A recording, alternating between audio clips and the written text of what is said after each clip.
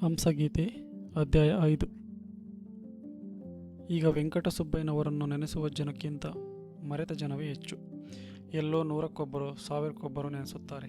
ಆದರೆ ಅಂಥ ಜನ ಹುಟ್ಟುವುದು ಎಷ್ಟೋ ಸಾವಿರ ವರ್ಷಕ್ಕೊಂದು ಬಾರಿಯೋ. ದೇಶದ ಪುಣ್ಯ ಫಲಿಸಿದಾಗ ಅವತಾರ ಮಾಡುವ ಮಹಾತ್ಮರು ಅವರು. ಸಂಗೀತಗಾರರು ಈ ಕಾಲಕ್ಕೂ ಇದ್ದಾರೆ, ಆಗಲೂ ಇದ್ದರು. ಆದರೆ ಎಲ್ಲಿಗೆಲ್ಲಿ ಸಂಬಂಧ. ನೆಟ್ಟಿಗೆ ಸಾಪಾಸ ಹೇಳೋಕೆ ಬರೋದವರು ಮೂರು ಬೆಟ್ಟಂಚಿನ ಜರಿತಾರೆ ಶಲ್ಲೆ ಹೆಗಲ ಮೇಲೆ ಹಾಕಿಕೊಂಡು ಆಸ್ಥಾನ ವಿದ್ವಾಂಸರು ಅಂತ ಮೆರೀತಾರೆ. ಹಂದಿಯಾಗಿ ಕಿರಿಚೋ ಹಾರ್ಮೋನಿಯಂ ಕೊಟ್ಟೋರು ಸಂಗೀತಗಾರರೇ. ಪಾಪ, ಅವರು ತಾನೇ ಏನು ಮಾಡ್ತಾರೆ. ಹಾಡೋರಿದ್ರು ಕೇಳೋರಿಲ್ಲದ ಕಾಲ ಇದು.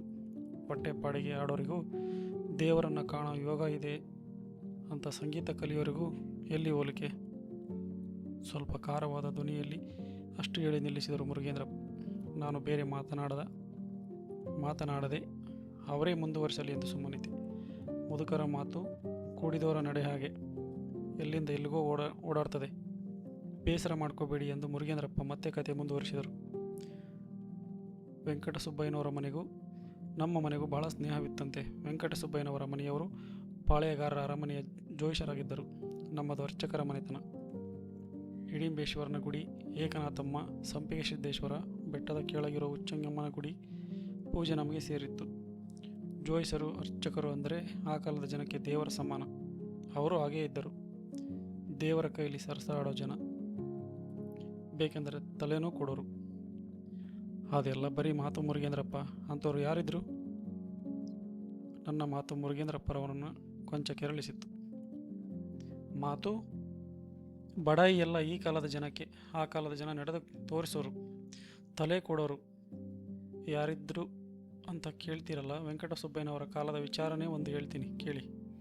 ನೀವು ನೋಡಿರಬಹುದು, ಸಂಪಿಗೆ ಸಿದ್ದೇಶ್ವರನ ಗುಡಿಗೆ ಹೋಗೋ ದಾರಿಲಿ ಪಾಂಡವರ ವಿಮಾನದ ಹತ್ತಿರ ಒಂದು ಚಿತ್ರದ ಕಲ್ಲು ಇದೆ, ನೋಡಿದ್ದೀರಾ ಅಂದರು. ಯಾವುದು? ತಲೆ ಹೋಯಿಕ ವೀರಣ್ಣನ ಕಲ್ಲು ಅಂತಾರೆ. ನೋಡಿದ್ದೀನಿ. ಆ ಕಲ್ಲನ್ನು ನಾನೂ ನೋಡಿದ್ದೆ. ಅಲ್ಲಲ್ಲಿ ಒಡೆದು ಹೋದ ಕಲ್ಲು ಹಲಗೆ ಅದು.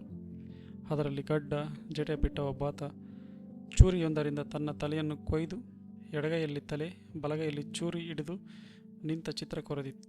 ಆ ಕಲ್ಲಿಗೆ ಮುರುಗೇಂದ್ರಪ್ಪ ಹೇಳಿದ ಹೆಸರಿರುವುದೂ ಗೊತ್ತಿತ್ತು, ಆದರೆ ಹೆಚ್ಚಿನ ವಿಚಾರ ಗೊತ್ತಿರಲಿಲ್ಲ. ಕಡೇ ಪಾಳೆಗಾರರು ಪಟ್ಟಕ್ಕೆ ಬಂದ ಹೊಸದರಲ್ಲಿ ನಡೆದಿದ್ದು ಇದು. ಆ ವೀರಣ್ಣ ನಮ್ಮ ಮುತ್ತಜ್ಜ. ವೀರಣ್ಣನವರು ಹಿಡಿಂಬೇಶ್ವರನ ಗುಡಿ ಅರ್ಚಕರಾಗಿದ್ದರು. ಮನುಷ್ಯ ಚೊಕ್ಕ ಚಿನ್ನ. ಆದರೆ ಒಂದೇ ಐಬು, ಹೆಂಡತಿ ಜೊತೆಯಲ್ಲಿ ಮತ್ತೊಂದು ಹೆಣ್ಣು ಇತ್ತು ಅವರಿಗೆ. ಅದರ ಮೇಲೆ ಬಹಳ ವ್ಯಾಮೋಹ. ಪ್ರತಿದಿನ ರಾತ್ರಿ ಪೂಜೆ ಮುಗಿದ ಕೂಡಲೇ ಅಲ್ಲಿದ್ದ ಹೂವು ಹಣ್ಣು ಎಲ್ಲ ತೆಗೆದುಕೊಂಡು ಹೋಗಿ ಆ ಹೆಣ್ಣಿಗೆ ಕೊಡ್ತಾ ಇದ್ದರು. ಎಷ್ಟೋ ವರ್ಷದಿಂದ ಆ ಸಂಬಂಧ ಹೀಗೆ ನಡೆದು ಬಂದಿತ್ತು. ಪ್ರತಿದಿನ 2 ಹೊತ್ತಿನ ಪೂಜೆಗೆ ಪಾಳೆಗಾರರು ಬರೋದು ವಾಡಿಕೆ. ಹಾಗೆ ಒಂದು ಸುತ್ತು ಬಂದು ಎಲ್ಲ ಗುಡಿಗಳಲ್ಲೂ ದೇವರ ದರ್ಶನ ಮಾಡಿ ಪ್ರಸಾದ ತೆಗೆದುಕೊಂಡು ಅರಮನೆಗೆ ಹೋಗೋರು. ಅವರು ದೇವರ ದರ್ಶನಕ್ಕೆ ಅಂತ ಅರಮನೆ ಬಿಟ್ಟು ಹೊರಟ ಕೂಡಲೇ ಕಹಳೆ ಬತ್ತೇರಿಯಿಂದ ಕಹಳೆ ಊದುತ್ತಿದ್ದರು. ಅದು ಎಲ್ಲರಿಗೂ ಪಾಳೆಗಾರರು ಬರ್ತಾ ಇದ್ದಾರೆ ಸಿದ್ಧವಾಗಿ ಅನ್ನೋದಕ್ಕೆ ಗುರುತು. ದಿನವೂ ಹೀಗೆ ನಡೀತಾ ಇತ್ತು. ಹಿಡಿಂಬೇಶ್ವರನ ಗುಡಿಲಿ ಪಾಳೆಗಾರರು ಬರೋ ವೇಳೆ ಪೂಜೆ ಎಲ್ಲ ಮುಗಿಸಿ ಅವರು ಬಂದ ಕೂಡಲೇ ಮಹಾಮಂಗಳಾರತಿ ಮಾಡಿ ಅವರಿಗೆ ಮಂಗಳಾರತಿ ಪ್ರಸಾದ ಕೊಡೋ ಪದ್ಧತಿ ಎಲ್ಲ ದೇವಸ್ಥಾನದಲ್ಲೂ ಹೀಗೆ. ಒಂದು ದಿನ ವೀರಜ್ಜಣ್ಣ ಪೂಜೆ ಎಲ್ಲ ಮುಗಿಸಿ ಮಹಾಮಂಗಳಾರತಿ ಸಿದ್ಧ ಮಾಡಿಕೊಂಡು ಪಾಳೆಗಾರರು ಬರೋದನ್ನೇ ಕಾದು ಕುಳಿತಿದ್ದರು. ಅವತ್ತು ಏಕೋ ಪಾಳೆಗಾರರು ಬರೋದು ತಡವಾಯಿತು. ಎಷ್ಟು ಕಾದರೂ ಕಹಳೆ ಬತ್ತೇರಿಯಿಂದ ಸನ್ನೆಗಾಳೆ ಕೂಗಲೇ ಇಲ್ಲ. ಗುಡ್ಡದ ಚಳಿ. ದಿನವೂ ಹೋಗೋ ಹೊತ್ತಿಗೆ ಹೋಗದಿದ್ದರೆ ಆ ಎಣ್ಣೆಯಲ್ಲಿ ಸಿಟ್ಟಾಗ್ತಾಳೋ ಅನ್ನೋ ಚಿಂತೆ ವೀರಜ್ಜಣ್ಣನಿಗೆ. ಹಾಗೂ ಆಗ ಬರಬಹುದು, ಈಗ ಬರಬಹುದು ಎಂದು ಕಾದು ಕುಳಿತರು. ಕೊತ್ವಾಲರ ಚಾವಡಿಲಿ ಜಾವದ ಗಂಟೆ ಮಧ್ಯರಾತ್ರಿ ಮುಗಿದಿದ್ದನ್ನು ವಾರಿಸಿತು. ಆದರೂ ಪಾಳೆಗಾರರ ಪತ್ತೆ ಇಲ್ಲ. ಕಾದು ಕಣ್ಣು ಬೆಳ್ಳಗಾಯಿತು. ಇನ್ನೆಷ್ಟು ಹೊತ್ತು ಕಾಯೋದು? ಕಾದು ಬೇಸತ್ತ ವೀರಜ್ಜಣ್ಣ ಕಡೆಗೆ ಆ ದಿನ ಪಾಳೆಗಾರರು ಏನೋ ಕಾರಣದ ಮೇಲೆ ದೇವಾಲಯಕ್ಕೆ ಬರಲಿಲ್ಲವೆಂದು ಯೋಚಿಸಿ ಮನೆಗೆ ಹೊರಡುವ ಸಿದ್ಧತೆ ಮಾಡಿದ. ಮನೆಗೆ ಹೋಗುವುದು ಎಂದುಕೊಂಡರೂ ಊರಲ್ಲಿದ್ದರೆ ಒಂದು ದಿನವೂ ದೇವಾಲಯಕ್ಕೆ ಬರುವುದನ್ನು ತಪ್ಪಿಸಿದ ಪಾಳೆಗಾರರು ಈ ದಿನ ಹೀಗೇಕೆ ಮಾಡಿದರು ಎಂದು ಚಿಂತೆ. ರಾಜಕಾರ್ಯವೇ, ಅನಾರೋಗ್ಯವೇ ಏನಾಗಿರಬಹುದು ಎಂದು ಬಹಳ ಹೊತ್ತು ಆಲೋಚಿಸಿ ಕಡೆಗೆ ತಾವೇ ಪಾಳೆಗಾರನಿಗೆ ಒಳಿತಾಗಲಿ ಎಂದು ಮಹಾಮಂಗಳಾರತಿ ಮುಗಿಸಿ ಹೂವು ಹಣ್ಣು ಹಾಲುಗಳನ್ನು ಎತ್ತಿಕೊಂಡು ತಮಗಾಗಿ ಕಾಯುತ್ತಿದ್ದ ಹೆಣ್ಣಿನ ಮನೆಗೆ ಹೋದರು. ಆ ಮನೆಯು ದೇವಾಲಯಕ್ಕೆ ಹತ್ತಿರದಲ್ಲೇ ಇತ್ತು. ಮನೆಗೆ ಹೋದ ವಿರಜ್ಜಣ್ಣ ಹೂವನ್ನೆಲ್ಲ ತನ್ನ ಪ್ರೀತಿಯ ಹೆಣ್ಣಿಗೆ ಮುಡಿಸಿ ಊಟ ಮಾಡಿ ಆಕೆಯೊಂದಿಗೆ ಮಲಗುವ ಸಿದ್ಧತೆ ಮಾಡಿದ. ಇನ್ನೇನು ಕಣ್ಣು ಹತ್ತಬೇಕು. ಆ ಹೊತ್ತಿನಲ್ಲಿ ನಡುರಾತ್ರಿಯ ನಿಶ್ಶಬ್ದತೆಯನ್ನು ಭೇದಿಸಿಕೊಂಡು ಕಹಳೆಯ ಬತೇರಿಯಿಂದ ಕಾವಲುಗಾರರು ಊದಿದ ಸನ್ನೆ ಗಾಳಿಯ ನೀಳ್ದನಿ ಕೇಳಿಸಿತು. ಆ ಸದ್ದನ್ನು ಕೇಳಿದ ವೀರಜ್ಜಣ್ಣ ಗಡಗಡ ನಡುಗಿದ. ಪಾಳೆಯಗಾರರು ಬಂದು ಮಂಗಳಾರತಿ ಪ್ರಸಾದ ತೆಗೆದುಕೊಂಡು ಹೋಗುವವರೆಗೂ ಅರ್ಚಕರು ದೇವಾಲಯದಲ್ಲಿರಬೇಕೆಂದು ಪಾಳೆಗಾರರ ಕಟ್ಟಾಜ್ಞೆ. ಪಾಳೆಗಾರರು ಎಷ್ಟು ಉದಾರಿಗಳಾಗಿದ್ದರೋ ಅಷ್ಟೇ ಕ್ರೂರಿ. ದೇವಾಲಯದ ಅರ್ಚಕರೆಂದರೆ ನೆಲದ ಮೇಲಿನ ಓಡಾಡುವ ದೇವರು ಎಂಬಷ್ಟು ಭಕ್ತಿ. ಅವರಿಗೆ ಕೊಡುವಾಗ ಮುಕ್ತ ಹಸ್ತ. ಒಮ್ಮೆ ಅವರ ಪ್ರೀತಿಯ ಕಣ್ಣು ತೆರೆದರೆ 4 ತಲೆಮಾರು ಕೂತು ತಿನ್ನುವಷ್ಟು ಕೊಡುವರು. ತಪ್ಪಿ ನಡೆದರೆ ತಲೆದಂಡ. ಅರ್ಚಕರು ಹಾಗೆ ನಡೆದುಕೊಳ್ಳುವವರು. ಈಗಿನ ಹಾಗೆ ಆಗಿನವರು ದೇವರಿಗೆ ದೊರೆಗೆ ಎರಡು ಬಗೆದು ಬದುಕುವ ಜನವಲ್ಲ. ಈಗ ಬಿಡಿ, ಬೇರೆಲ್ಲೂ ಹಿಟ್ಟು ಕಾಣದ ಜನ ಹಾಳು ಗುಡಿ ದೇವರಿಗೆ ಗಂಟು ಬೀಳುತ್ತಾರೆ. ದೇವರಿಗೆ ಇಡೋ ನಾಮನ ಜನಕ್ಕೆ ಇಟ್ಟು ಹೊಟ್ಟೆ ಹೊರೆಯುತ್ತಾರೆ. ಅದು ಭಯ ಭಕ್ತಿಗಳ ಕಾಲ.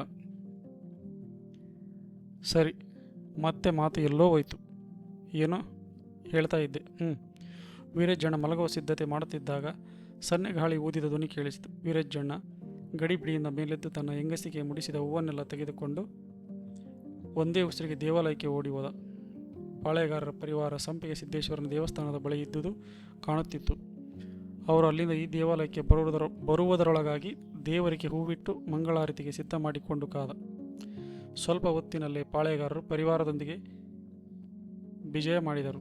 ಮಾಮೂಲಿನಂತೆ ಅರ್ಚನೆ, ಮಹಾಮಂಗಳಾರತಿ ಎಲ್ಲ ನಡೆದು ವೀರಜ್ಜಣ್ಣ ಪಾಳೆಗಾರರಿಗೆ ತೀರ್ಥ ಮಂಗಳಾರತಿ ಪ್ರಸಾದಗಳನ್ನು ಕೊಟ್ಟರು. 100 ಹಣತೆ 10 ಪಂಜುಗಳು ಹಚ್ಚಿದ ದೇವಾಲಯದ ಹಗಲಿನಷ್ಟು ಬೆಳಕಾಗಿತ್ತು. ವೀರಜ್ಜಣ್ಣ ಕೊಟ್ಟ ಪ್ರಸಾದದ ಹೂವನ್ನು ಕಣ್ಣಿಗೆ ಒತ್ತಿಕೊಳ್ಳಲು ಹೋದಾಗ ಪಾಳೆಗಾರರ ಕಣ್ಣಿಗೆ ನಿಚ್ಚಳವಾದ ಬೆಳಕಿನಲ್ಲಿ ಹೂವಿನಲ್ಲಿ ಕೂದಲು ಕಾಣಿಸಿತು. ಬೆರಳಿನಿಂದ ಅದನ್ನು ತೆಗೆದು ನೋಡಿದರು ಪಾಳೆಗಾರರು. ಹೆಣ್ಣಿನ ಜಡಿಯ ನೀಳವಾದ ಕೂದಲು. ಅದನ್ನು ನೋಡುತ್ತಾ ಅವರ ಮುಖ ಗಡುಸಾಯಿತು. ವೀರಜ್ಜಣ್ಣ ಗಾಬರಿಯಾದ. ಪ್ರಸಾದದಲ್ಲಿ ಕೂದಲೆಲ್ಲಿಯದು ವೀರಣ್ಣನವರೇ? ಪಾಳೆಯಗಾರರು ಗಡುಸಾದ ಧ್ವನಿಯಲ್ಲಿ ಕೇಳಿದರು. ಒಂದು ಗಳಿಗೆ ಏನು ಉತ್ತರ ಕೊಡಬೇಕೆಂದು ತೋಚಲಿಲ್ಲ ವೀರಜ್ಜಣ್ಣನಿಗೆ. ಹಾಗೆಯೇ ಸುಮ್ಮನಿದ್ದು ಉಸಿರು ತಿರುಗಿಸಿಕೊಂಡು ಹೇಳಿದ, ದೇವರ ಮುಡಿಯದು ಮಹಾಸ್ವಾಮಿ. ದೇವರ ಮುಡಿಯದೆ? ಯಾವ ದೇವರು? ಹಿಡಿಂಬೇಶ್ವರನದು ಮಹಾಸ್ವಾಮಿ. ಅರ್ಚಕರು ಸುಳ್ಳಾಡುವುದನ್ನು ಕಲಿತುದು ಯಾವಾಗ? ಸುಳ್ಳಾಡುವ ನಾಲಿಗೆಯನ್ನು ಸೀಳಿಸಿ ನಾಯಿಗೆ ಹಾಕಬೇಕು ಮಹಾಸ್ವಾಮಿ. ದೇವರ ಅನ್ನ ಉಂಡು ಬೆಳೆದ ಈ ಮೈಗೆ ಸುಳ್ಳು ತಟವಟ ತಿಳಿಯದು. ಆದರೂ ದೇವರ ಮುಡಿಯಲ್ಲಿ ಜಡೆಯಿದೆ ಎನ್ನುತ್ತೀರ. 100 ನೋಡುವ ಕಣ್ಣು ಹರಿಯದೆ ಒಂದು ತಪ್ಪು ಮಾಡಬಹುದು ಅರ್ಚಕರೇ. ಆದರೆ ತಿಳಿದು ಆಡುವ ನಾಲಿಗೆ ಅನೃತವಾಡಿದರೆ ಸಹಿಸುವುದು ಅಸಾಧ್ಯ. ಮಹಾಸ್ವಾಮಿಯವರಲ್ಲಿ ನಾನಾಗಲೇ ಭಿನ್ನವಿಸಿಕೊಂಡೆ. ಸುಳ್ಳಾಡುವುದು ನಾನರಿಯದ ವಿದ್ಯೆ. ಹಾಗಾದರೆ ಕಲ್ಲು ಲಿಂಗದ ತಲೆಯಲ್ಲಿ ಜಡೆಯಿದೆ. ನಿಮ್ಮ ಕಣ್ಣಿಗದ ಕಲ್ಲು, ನನ್ನ ಕಣ್ಣಲ್ಲಿ ಅಲ್ಲ. ಹಾಗಾದರೆ ಜಡಿಯನ್ನು ನಾವು ನೋಡಬಹುದು. ಪಾಳೆಗಾರರು ಸಿಟ್ಟಿನಲ್ಲೇ ಕೇಳಿದರು. ವೆಂಕಟಸುಬ್ಬಯ್ಯನವರು ಪಾಳೆಗಾರರ ಜೊತೆಯಲ್ಲೇ ಇದ್ದರು.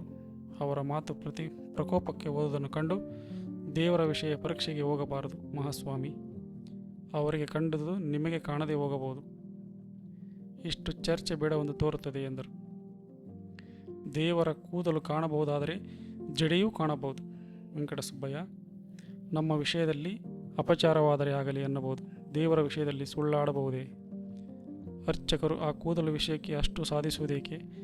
ಹೂವು ತಂದು ಹೂವಾಡಗಿತ್ತಿಯ ಕೂದಲು ಅದರಲ್ಲಿದ್ದಿರಬಹುದು. ಕಣ್ಣು ತಪ್ಪಾಯಿತು ಎನ್ನಬಾರದೆ? ಹೂವಾಡಗಿತ್ತಿಯನ್ನು ಕರೆಸಿ ದೇವರ ಹೂವಿನಲ್ಲಿ ಮೈಲಿಗೆ ಇರಬಾರದು ಎಂದು ಎಚ್ಚರಿಸಿ ಕಳಿಸುತ್ತಿದ್ದವು. ಅದು ಬಿಟ್ಟು ಈಗಾಡುವುದೇ? ಹೂವಾಡಗಿತ್ತಿಯ ದೋಷವಿಲ್ಲ ಮಹಾಸ್ವಾಮಿ. ವೀರಜ್ಜಣ್ಣ ನಡುವೆ ಮಾತನಾಡಿ ಹೇಳಿದರು. ಅಂದರೆ ನಿಮ್ಮದೇ ದೋಷ?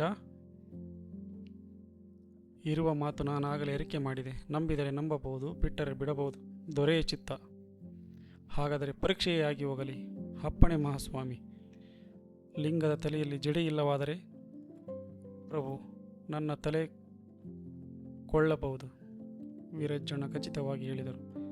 ಅವರ ಮಾತಿನಲ್ಲಿ ಎಳ್ಳಷ್ಟು ಒಳಕು ಇರಲಿಲ್ಲ. ಪಣ ಎಲ್ಲರಿಗೂ ತಿಳಿಯುತ್ತೆ ಎಂದು ಪಾಳೆಗಾರರು ಸುತ್ತಲೂ ನೋಡಿದರು. ಎಲ್ಲರ ನಾಲಿಗೆ ಒಣಗಿ ಹೋಗಿತ್ತು. ಮಾತು ಈ ಮಟ್ಟಕ್ಕೆ ಮುಟ್ಟುವುದೆಂದು ಯಾರೂ ನಿರೀಕ್ಷಿಸಿರಲಿಲ್ಲ. ದೊರೆಗೆ ಎದುರಾಡುವ ಧೈರ್ಯವೂ ಇರಲಿಲ್ಲ.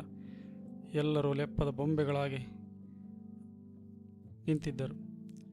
ಮಾತು ಹಾಡಿದರೆ ವೆಂಕಟಸುಬ್ಬಯ್ಯನವರು ಒಬ್ಬರೂ ಆಡಬಹುದಾಗಿತ್ತು. ಪಾಳೆಗಾರರಲ್ಲಿ ಅವರೊಬ್ಬರಿಗೆ ಸದರ. ಅವರೇ ಹೇಳಿದರು, ಈ ಪರೀಕ್ಷೆಯಿಂದ ಒಳಿತಾಗದು. ಹಾಡುವಾಗ ತಾಯಿ ನನ್ನ ಕಣ್ಣೆದುರು ಸುಳಿಯುತ್ತಾಳೆ, ನಾನು ನೋಡುತ್ತೇನೆ. ನಿಮಗೆ ಕಾಣಿಸುತ್ತಾಳೆಯೇ? ನನ್ನ ಮಾತು ನಂಬುತ್ತೀರಾ? ಇಲ್ಲೇಕೆ ಆ ನಂಬಿಕೆ ಇಲ್ಲ? ಪೂಜಿಸುವ ಅರ್ಚಕರಿಗೆ ಕಾಣದ ದೇವರು ಉಂಟೆ? ದೇವರಲ್ಲಿ ಅರ್ಚಕರಲ್ಲಿ ಈ ಅಪನಂಬಿಕೆ ಬೇಡ. ವಿಷಯಗಳಿಗೆ ಎಂದು ತೋರುತ್ತದೆ. ಒಪ್ಪಿಗೆ ಆದರೆ ಅಮ್ಮನವರ ಗುಡಿಗೆ ಹೋಗೋಣ. ಅಲ್ಲಿ ಅರ್ಚಕರು ಕಾದಿರಬೇಕು. ಅವರೇ ತೋರಿಸುತ್ತೇವೆ ಎಂದಾಗ ನಾವೇಕೆ ನೋಡಬಾರದು ವೆಂಕಟಸುಬ್ಬಯ್ಯ? ತೋರಿಸುತ್ತೇವೆ ಎಂದರು ನಿಜ, ಅದವರ ದೊಡ್ಡತನ. ಅದನ್ನು ಪರೀಕ್ಷಿಸಿಯೇ ನೋಡುತ್ತೇನೆ ಎನ್ನುವುದು ಸರಿ ಓದಿತೆ ಎಂದು ಸಂಶಯ. ಅದಾಗದ ವೆಂಕಟಸುಬ್ಬಯ್ಯ, ಪ್ರಭುಗಳು ಪರೀಕ್ಷಿಸಿ ನೋಡಬೇಕು. ಹಾಗೆ ಮಾಡದೆ ಮರ್ಯಾದೆಗೆಂದು ಸುಮ್ಮನಾದರೆ ಮನಸ್ಸಿನಲ್ಲಿ ಕಸಿರು ಉಳಿಯುತ್ತದೆ. ಪ್ರಭುಗಳಿಗೆ ನನ್ನ ಮಾತಿನಲ್ಲಿ ಸಂಶಯ ಹುಟ್ಟಿದಾಗಲೇ ನಾನು ಸತ್ತೆ. ಅವರಿಗೆ ಮನಸ್ಸಿಗೆ ನೆಮ್ಮದಿ ಮಾಡಿಕೊಳ್ಳದಿದ್ದರೆ ಆಡುವ ನಾಲಿಗೆಗೆ ಕೀಲು ಕೊಟ್ಟಂತಾಗುತ್ತದೆ. ಆ ಬಳಿಕ ಬದುಕೆ ಏನಿರುವುದು? ಈಗ ಆಗಿ ಹೋಗಲಿ. ವೀರಜ್ಜಣ್ಣ ತಮ್ಮ ಮಾತನ್ನೇ ಸಮರ್ಥಿಸಿ ಆಡಿದರು. ಹಠಮಾರಿ ದೊರೆ ಆಡಿದ ಮಾತು ಬದಲಿಸದ ಅರ್ಚಕ ನಡುವೆ ವೆಂಕಟಸುಬ್ಬಯ್ಯನವರು ಏನು ಮಾಡಬೇಕೋ, ಜೊತೆಗೆ ಅವರ ಹೃದಯವು ಏನೋ ಚಾತುರ್ಯ ನಡೆದಿದೆ ಎಂದು ಹೇಳುತ್ತಿದೆ. ಇವತ್ತು ತಪ್ಪಿದರೆ ನೆತ್ತಿಯ ಮೇಲೆ ಕವಿದ ವಿಪತ್ತು ದೂರವಾದೀತೇನೋ ಎನಿಸಿತು. ಅದನ್ನೇ ಹೇಳಿದರು. ಇಬ್ಬರಿಗೂ ಒಪ್ಪಿಗೆ ಆದರೆ ಆಗಲಿ, ಆದರೆ ಈಗ ಬೇಡ. ಹಗಲು 10 ಜನರ ಎದುರಿನಲ್ಲಾಗಲಿ. ಹಾಗಾದರೆ ಕಣ್ಣು ಮರೆ ಏನು ನಡೆಯಿತೋ ಎಂದು ಯಾರೂ ಆಡುವುದಕ್ಕೆ ಅವಕಾಶ ಇರುವುದಿಲ್ಲ ಎಂದರು. ಅವರ ಮಾತು ಎಲ್ಲರಿಗೂ ಸರಿ ಎನಿಸಿತು. ಪಾಳೆಗಾರ ಅಸಮಾಧಾನವಾಗಿಯೇ ಅರಮನೆಗೆ ತೆರಳಿದರು. ಅಮ್ಮನವರ ಗುಡಿಗೆ ಕೂಡ ಹೋಗಲಿಲ್ಲ ವೀರಜ್ಜಣ್ಣ. ದೊರೆಗಳು ಅರಮನೆಗೆ ಹಿಂದಿರುಗಿದ ಕೂಡಲೇ ನೇರವಾಗಿ ಗೋಪಾಲಸ್ವಾಮಿ ಹೊಂಡಕ್ಕೆ ಹೋಗಿ ಮಿಂದು ಒದ್ದೆ ಮಡಿಯಲ್ಲಿ ದೇವಾಲಯಕ್ಕೆ ಬಂದು ದೇವರೆದುರು ಕುಳಿತರು. ಆ ವೇಳೆಗೆ ವೆಂಕಟಸುಬ್ಬಯ್ಯನವರು ಪಾಳೆಗಾರರನ್ನು ಅರಮನೆಗೆ ಬಿಟ್ಟು ಆತುರವಾಗಿ ವೀರಜ್ಜಣ್ಣನನ್ನು ನೋಡಲು ಬಂದರು. ವೀರಣ್ಣಜ್ಜನ ವಿಷಯವೆಲ್ಲ ಅವರಿಗೂ ತಿಳಿದಿತ್ತು. ಇಬ್ಬರ ಬಾಳು ಇಬ್ಬರಿಗೂ ಅಂಗೈ ಕನ್ನಡಿ. ಈ ದಿನ ಪಾಳೆಯಗಾರರು ದೇವಾಲಯಕ್ಕೆ ಬರುವುದು ತುಂಬ ತಡವಾಗಿತ್ತು. ಏನಾಗಿರಬೇಕೆಂದು ಅವರು ಊಹಿಸಿದ್ದರು. ಮುಂದೇನು ಮಾಡುವುದೆಂದು ಅವರಿಗೆ ತಿಳಿಯಲಿಲ್ಲ. ದೇವಾಲಯಕ್ಕೆ ಬಂದವರೇ, ಏನು ವೀರಣ್ಣ ಹೀಗಾಯಿತು ಎಂದರು.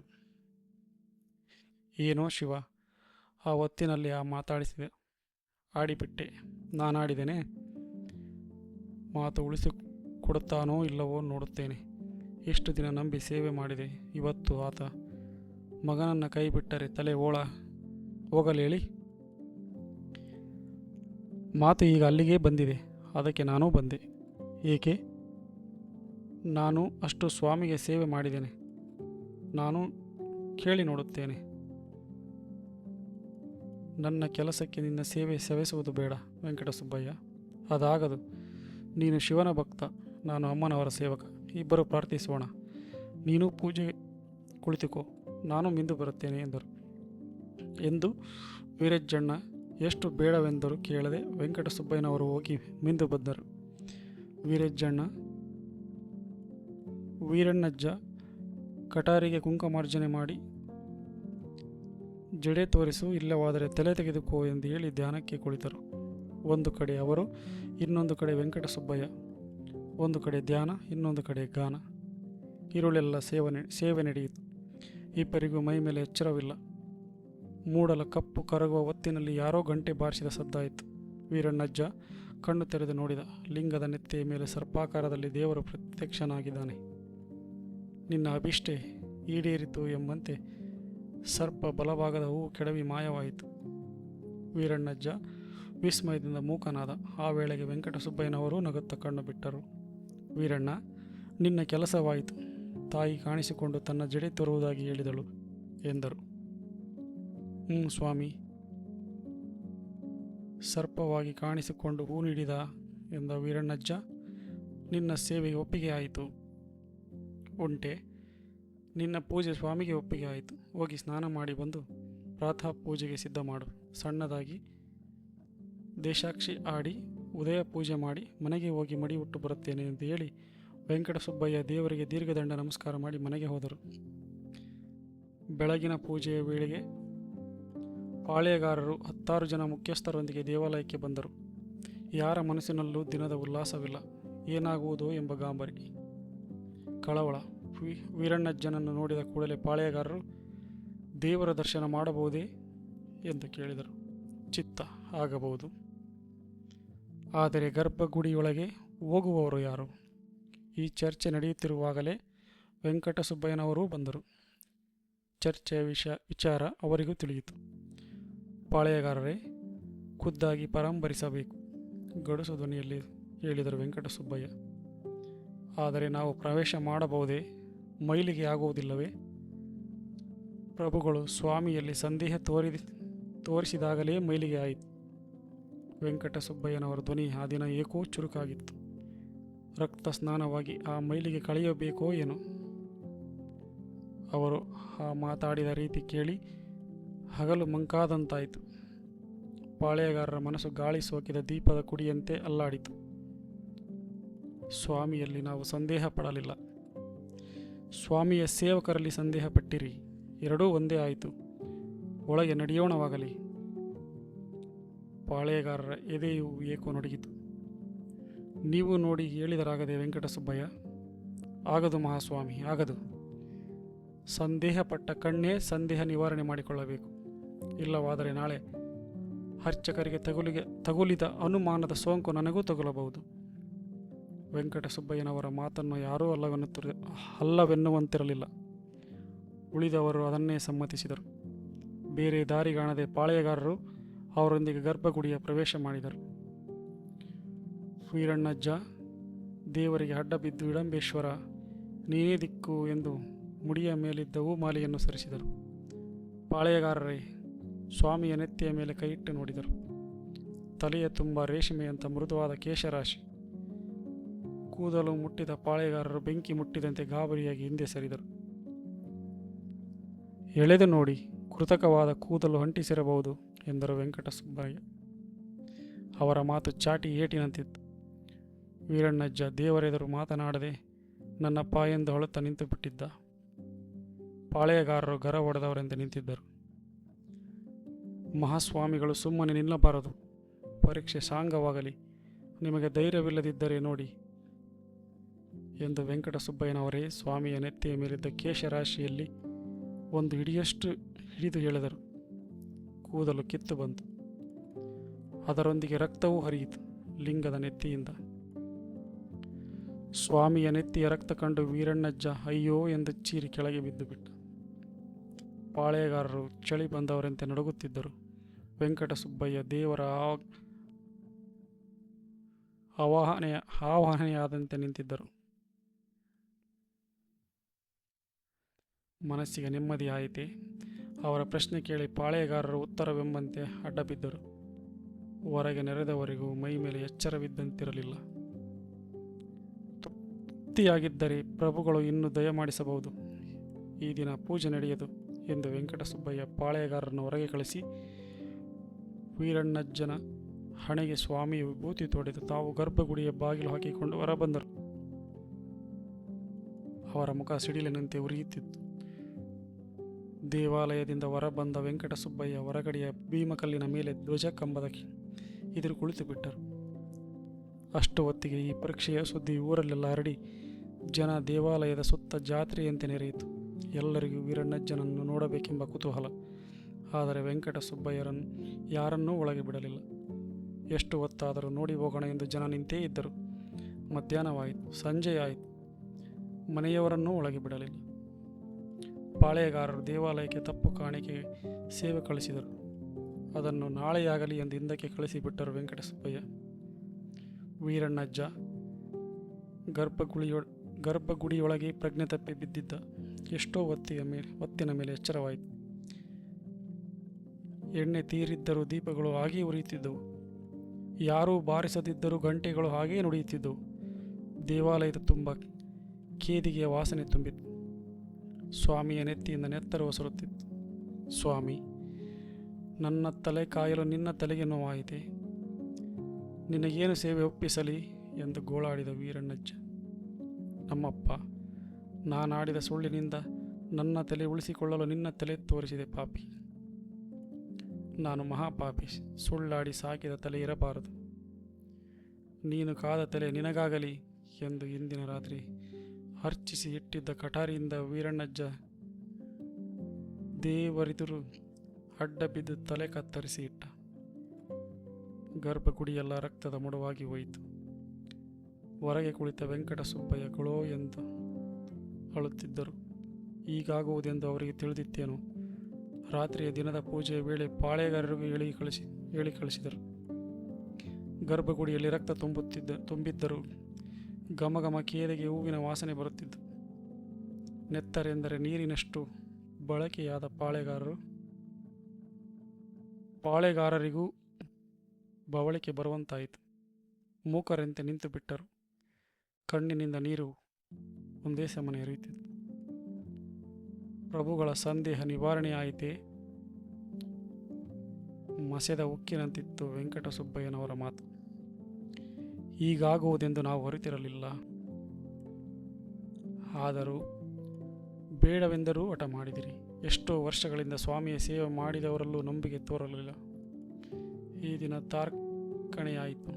ವೀರಣ್ಣ ತಲೆ ಕೊಟ್ಟು ತಾನು ಆಡಿದ ಮಾತು ನಿಜವೆಂದು ತೋರಿಸಿದ. ನನ್ನದು ಮಹಾ ಅಪರಾಧವಾಯಿತು. ನಿಜ ಆಯಿತು ಮಹಾಸ್ವಾಮಿ, ಆದರೆ ಆದದ್ದು ಒಳಿತಾಗಲಿ ಎಂದಷ್ಟೇ ನನ್ನ ಆರೈಕೆ. ಅಪ್ಪಣೆಯಾದರೆ ನಾನು ಮನೆಗೆ ಹೋಗುತ್ತೇನೆ. ಅವರು ಮಾತಾಡಿದ ರೀತಿ ಕೇಳಿ ಪಾಳೆಗಾರರಿಗೆ ಮತ್ತೇನೋ ಅಶುಭ ಸ್ಪಷ್ಟ ಸೂಚನೆ ಕೊಟ್ಟಂತೆ ಗಾಬರಿಯಾಯಿತು. ಹೋಗಿ ಬರುತ್ತೇನೆ ಎನ್ನುವುದು ಅವರ ದಿನದ ಮಾತು. ಆದರೆ ಈ ದಿನ ಏಕೋ ಹೋಗುತ್ತೇನೆ ಎನ್ನುತ್ತಿದ್ದಾರೆ. ಏಕೋ ಏನೋ ಒಂದು ರೀತಿ ಮಾತನಾಡುತ್ತಿದ್ದೀರಾ. ನಮ್ಮಿಂದ ತಪ್ಪಾಯಿತು. ಹಿರಿಯರು ದಾರಿ ತೋರಿ ಕಾಪಾಡಬೇಕು. ತಮಗೂ ನಮ್ಮಲ್ಲಿ ಬೇಸರವೇ?